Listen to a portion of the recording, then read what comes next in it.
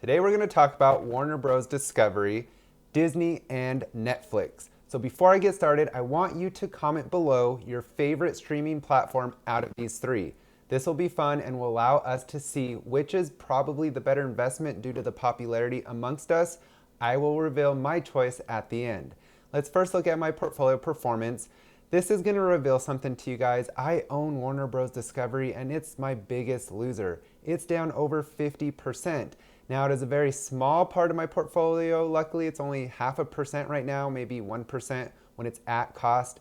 But overall, it's been a dud. So this is my portfolio. If you appreciate this transparency, be sure to subscribe. And we're going to start with Warner Bros. Discovery. So a quick snapshot shows that revenue improved to $9.979 billion from $9.82 billion, and free cash flow improved, and it came in at $2.06 billion versus the negative free cash flow it had of $192 million in 2022, same quarter. This all looks great, but let's dig in and see if these are actually positive signs or not. So here's another look at the reported free cash flow.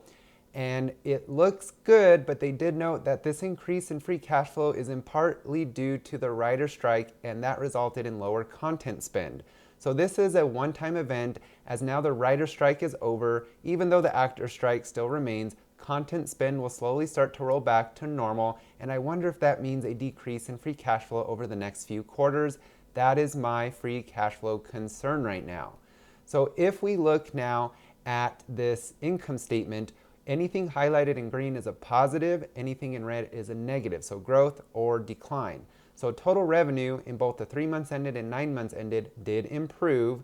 The expenses though, they did decline in 3 months, but in the 9 months ended, they did increase. Overall, it led to improved net losses. So in the 9 months ended, even though those expenses went up, the revenue went up far more to compensate for that. So I do believe this company is headed towards a positive net income. It will just take time. Now let's look at its segments revenue. We're going to start with the studio segment. So revenues actually improved, but expenses went up and adjusted EBITDA went down. Now games revenue increased meaningfully due to the release this quarter of Mortal Kombat. Yes, they have a gaming part of this company. You just don't think about that, but that makes sense. And Mortal Kombat, I can see how that would be very popular. So I just wanted to highlight this as it was something different that I think was outside of probably our view when we think of Warner Bros. Discovery. Next is the network segment. So you can see what makes up this segment at the top there, like HD TV, Discovery, TNT, stuff like that. So total revenues declined 7%, so pretty big decline. Expenses though did improve, but it resulted in adjusted EBITDA decline, so not a great thing. Now the direct-to-consumer segment, this is really the streaming part of it. It all looked good. Revenues increased, expenses went down, EBITDA went up. So streaming is actually performing its best out of the three segments. So regarding the balance sheet, it's not total sheet. It's actually showing me some positives in an area I consider most important. So assets decreased, which I don't like to see, but so did liabilities, which is great, including a reduction in that long-term debt. Debt is a company's kryptonite, and when AT&T spun off Warner Bros. Discovery, they passed on a large amount of debt, and the pay down of this debt is essential to Warner Bros. Discovery's future success, so this was great to see. So highlights and summary now for Warner Bros. Discovery. Barbie, we got to talk about Barbie. This was the highest grossing film in Warner Bros. Discovery history, generating $1.5 billion globally at the box office. Now keep in mind, Warner Bros. Discovery's total revenue for the quarter was $9.979 billion, so Barbie's box office of $1.5 billion represents 15% of Warner Bros. Discovery's total revenue number that we saw. That's insane. Without the success of Barbie, this would have been a different looking quarter for Warner Bros. Discovery. This success is most likely not going to be repeated for some time. It's highly unlikely, which is why my thumbnail suggests changing Warner Bros. Discovery to Warner Barbie Discovery due to its huge success. Now, a negative I want to mention is that Warner Bros. Discovery's total subscribers decreased by 700,000, and that brings their total subscribers to 95.1 million. So here's a chart to kind of show something interesting. It shows that domestic subscribers went down, but international ones went up. And the global annual rate per user actually did go up, so that's a positive too. So This is why you want to look at detail. It's interesting that domestically it's going down, but internationally it's going up. This kind of represents the same pattern for Netflix and Disney. So their total subscriber count is very strong, but you never want to see decreases. Netflix went through a period of subscription decreases, but now just reported a near 9 million increase in their quarterly earnings and expects another 9 million increase in subs next quarter. That's like adding a whole New York City's worth of subscribers each quarter. So this was disappointing to hear from Warner Bros. Discovery. I do think their content is amazing. They just take longer to roll out new seasons and don't have anywhere near the library Netflix has. But due to their high quality content and expansion into sports and live news streaming, I do feel they will move towards growth in this area again. I have a high confidence about that. Too many people I know talk positively about Max's shows, and I for one am a fan of many of them. Think of Game of Thrones, House of Dragons, Euphoria, White Lotus, I can go on and on. So we have increased revenue that I think will continue increasing due to the end of the writer's strike, and once the actor strike ends, that will really accelerate its ability to push out content and increase those revenues. Now, free cash flow is a mixed bag as it did increase, but due to the writer's strike is why it mainly increased. So I'm more interested to see what the next 3 to 4 quarters bring, as that will tell me if this company is truly moving in a profitable direction or not. Now, the reduction in debt is very nice to see, and I rate that as a high consideration in this company's future's health and profit generating abilities. So after earnings, this stock dropped almost 20%. It was punished by investors, but I think that is an initial emotional reaction and not fully deserved. Warner Bros. Discovery is slowly moving in the right direction and is still in the stage of figuring out how to balance the lowering of debt, the reduction in expenses, and increasing of revenue and subscribers. I do think this company has staying power and a great library of iconic content and franchises and more. So I do hold this stock. It is deeply in the red for me, as you saw, but I am confident it will become profitable, and so I will add slowly to reduce my cost average and capture those emotional drops like we just had. So when investors get over the fact that it was not as horrible as the headlines made it out to be, the stock will recover some, and then we wait and see what the next earnings bring, and then the next and the next. So for me, it's a buy right now, but with high risk, but yet high potential reward possibly. I'm keeping it a very small position for now, and I'm not going to sell. So let's briefly talk about Disney. Now Disney, we see here that their revenues increased 5% on the quarter end, and free cash flow is improving. So these are great things to see with Disney actually. Now if we break it down by segment, we'll see that the entertainment did increase in both the quarter and year end. Now sports remained flat in the quarter and decreased in the year end, and experiences went up very healthy in both scenarios. So overall the segment revenues increased. Now sports is mainly the ESPN portion, and experiences is the parks and cruises. And entertainment, I believe that's where we see those streaming services baked into that. So if we now look at this at just the streaming portion, so that's the Disney Plus and Hulu, we'll see here that it still had an operating loss of $420 million, though improving from the same quarter last year.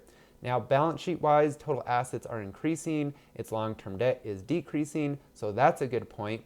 And with Disney, I just shared that Netflix increased its subs by 9 million, but Warner Bros. Discovery, or shall I say Max, decreased by 700,000.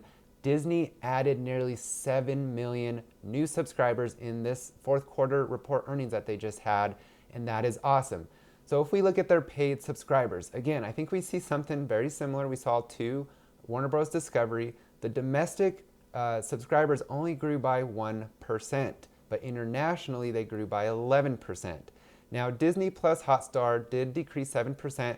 That is the Indian portion of their streaming, so in India, and I think to political things that has hit this company, that's just part of my guess. I don't want to speculate, but I think that's why they declined.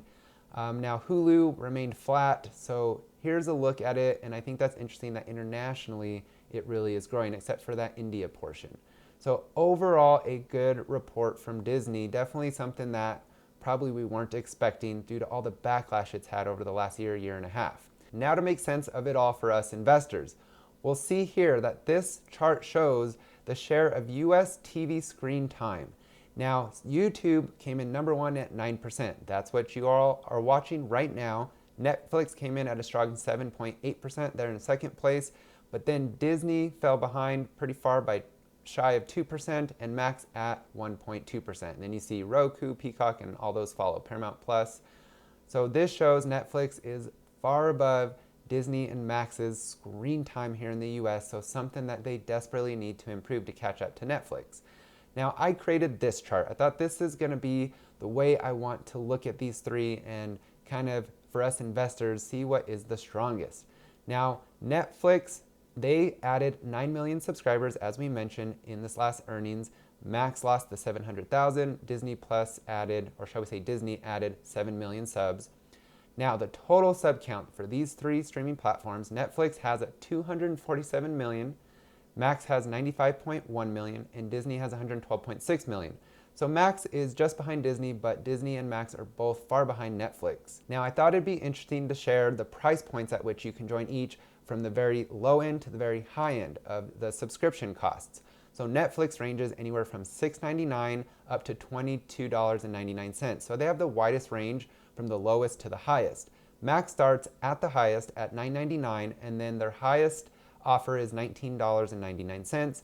And Disney has the smallest range. They range from $7.99 up to $13.99 plans. So overall, Netflix offers the cheapest, and Max starts at the highest. Now Disney's right there in the center.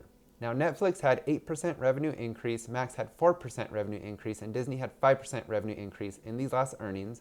Regarding free cash flow, Netflix had $1.9 billion in free cash flow, Warner Bros. Discovery had $2 billion in free cash flow, and Disney had $3.4 billion in free cash flow.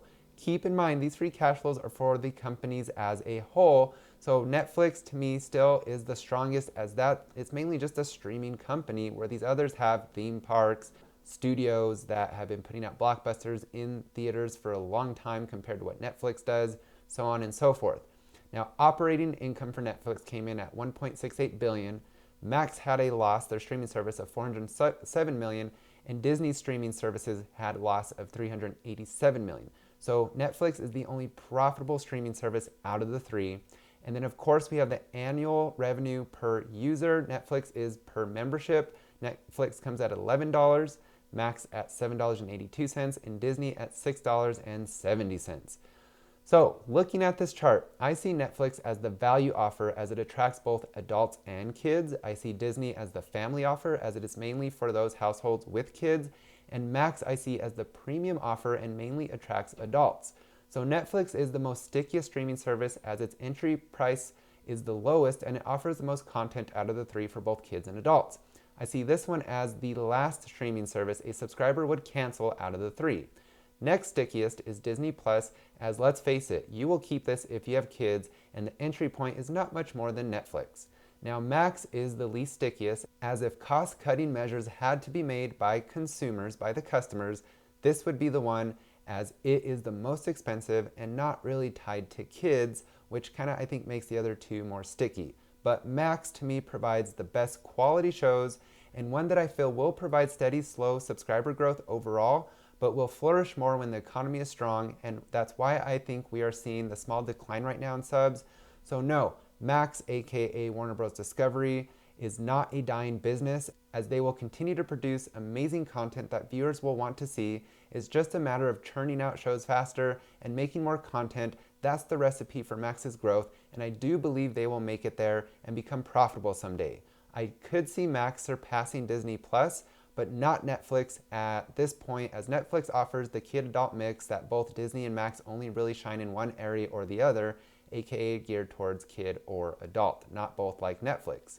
So Warner Bros. Discovery is a value turnaround play, and I suggest if you invest in the stock, just make it a small position and average in slowly, but keep in mind it is a risk, as Netflix and Disney are also forces to be reckoned with, and Max can either remain strongly in the top three or slowly fall into a further and further third place or fourth or fifth. So it's a gamble at this point, but I lean more towards the positive with this one. As far as which streaming service I would choose as my number one choice, that would be Netflix, and mainly due to the amount of content they provide. You never run out of something to watch. Where Max is in a strong second place for me, though I feel would leave me with dry spells here and there of content where I just would have nothing really to watch, and that would make me wish I had Netflix if I was in that situation. Now, Disney is in last place for me as I rarely watch it, only for the Star Wars and Marvel shows and for when my niece and nephew visit me. So thank you so much for streaming into my channel today, and I appreciate you all, and I hope you have a great day. We'll see you soon.